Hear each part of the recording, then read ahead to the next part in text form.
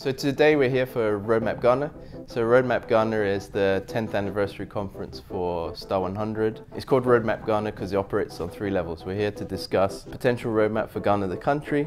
We're here to examine the individual kind of personal journeys of our speakers, and then also to go back to the audience and say, what's your kind of personal roadmap and how does that interplay with Ghana's? The first lot are what we call thought leaders.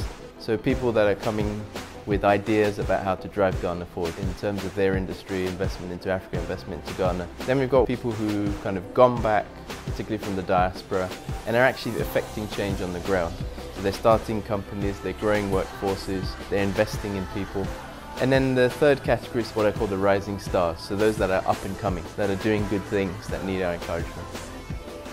The thought of moving back to Ghana is always a fascinating one. You know, people want to move back for sentimental reasons, but it's also very scary for them because they're not too sure how to, how to make sense of all the stories that they're hearing. You know, on one side you hear it's great, on the other side you hear it's, it's a terrible place, and so you just want to have first-hand experience of like-minded people who've moved back.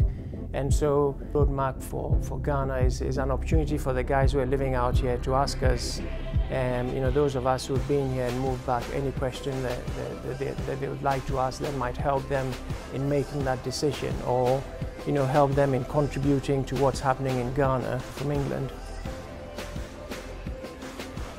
I think development and challenges revolve around understanding how government and business can work together, what the long-term plan is for the country. I don't think it's particularly clear.